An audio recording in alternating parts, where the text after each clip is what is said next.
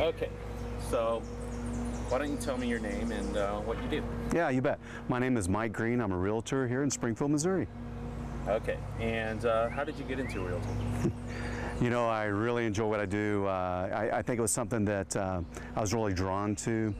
I really enjoy helping people with what is often their largest investment. So it doesn't really matter whether you own $1 million home or a $20,000 home. It's usually the bulk of your wealth is tied up in that property. So it's a lot of fun. I really enjoy helping people manage that investment. When did you start doing it? I actually got in the worst part of the economy. So back in 2009, January 1 of 2009, that year I actually was Rookie of the Year. But it had to be the worst time. In that amount of time, there's been well over 1,500 realtors that have gotten out of the business, and I've moved to the top 3% of all realtors in our area. So, have you always been in Springfield?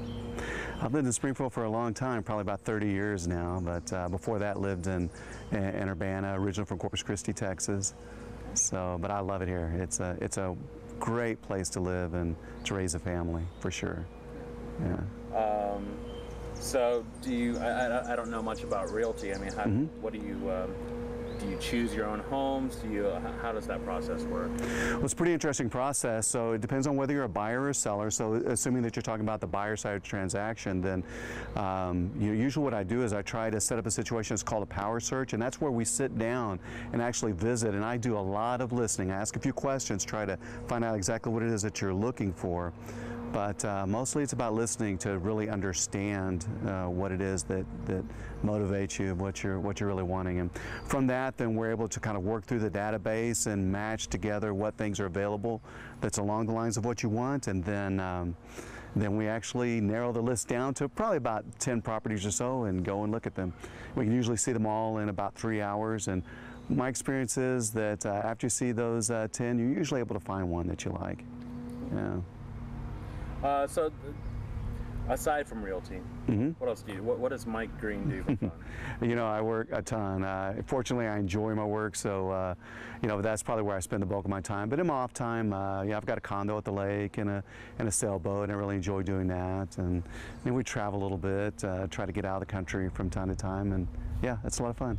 Any you know, success stories that really stand out throughout your career? You know, I have just had a fantastic time working with the people that I work with. I get constant referrals, and that's probably one of the most important parts of my business. I'm built around referrals, and so I'm very honored that not only did the transaction go well, but that the people that I worked with felt good enough to refer me again in the future. So that's probably what I strive for the most.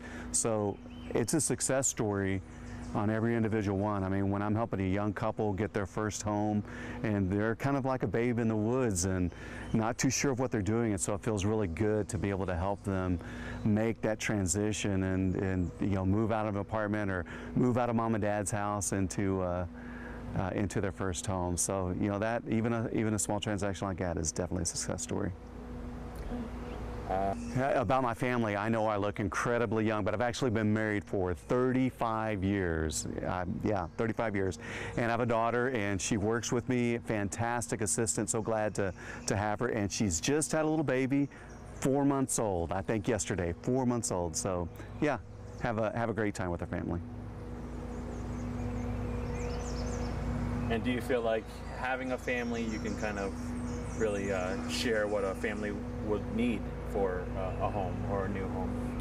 Absolutely. So I try to listen to what a buyer is looking for and really pay attention to what their unique needs are. And every buyer is absolutely different. So, even when I categorize someone as a first-time home buyer, there's a first-time home buyer that is really into a modern type of look and who wants close to the college. So there's all these little nuances. And so it is definitely a game to listen and make sure that I hit the nail on the head for each individual client. So, having a family, yes, that does help when I'm working with people with families, and I can certainly relate to what their specific situation is. But when it's somebody else, you have to kind of remember back what it was like to be a young kid buying for the first time.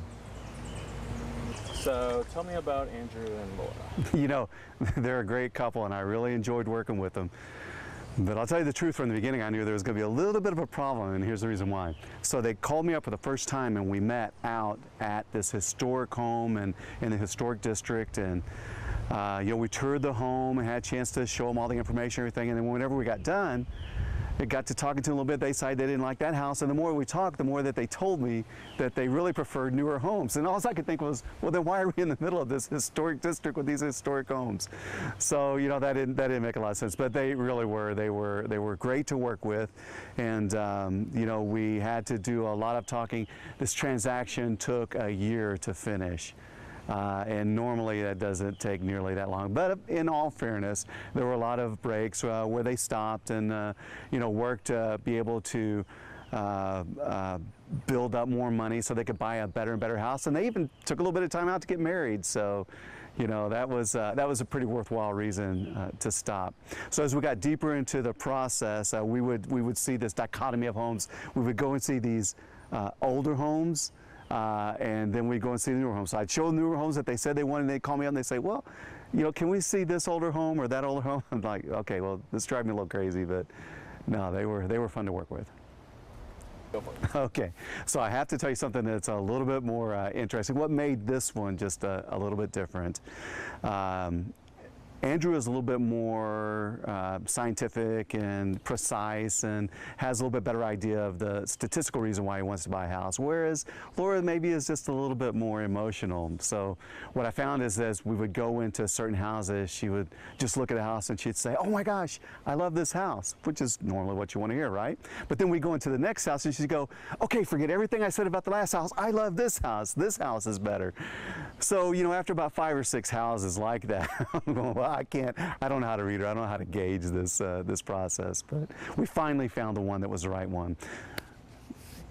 One thing that I found pretty interesting about this was that they seem to have a desire for the 70s styles home. Well, I'll tell you what, I lived in the 60s and 70s, and I'm kind of burnt out on those homes. So it was really hard for me to get excited about these older homes that, you know, that they call them, what's that word? Retro. Character and retro. And I thought, you know, I wonder if they see me as character or retro. You know, I wonder if I'm just that far separated from the modern society. Was it? Oh, so one of the things that they kept saying was, well, I kind of like the idea of maybe doing a little bit of a fixer-upper, but then when we would go into the homes that need a little bit of fixing up, I don't know that they both agreed that they were willing to do that.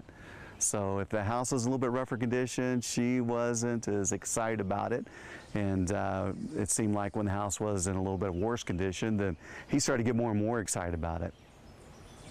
One of the things that was really important in searching for this particular home was that it had to have some wheelchair accessibility. So when we go to some of these homes that had just the real tall entrance and the stairs that go way up, you know, it may look great, but that's just not going to work for this particular situation. So we had to be really careful.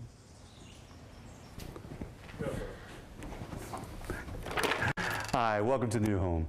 Come on in. So some of the things I want to be sure and point out to you are some fantastic features that they have here. First of all, notice the cathedral ceilings, the 12 by 12 exposed beams are just fantastic.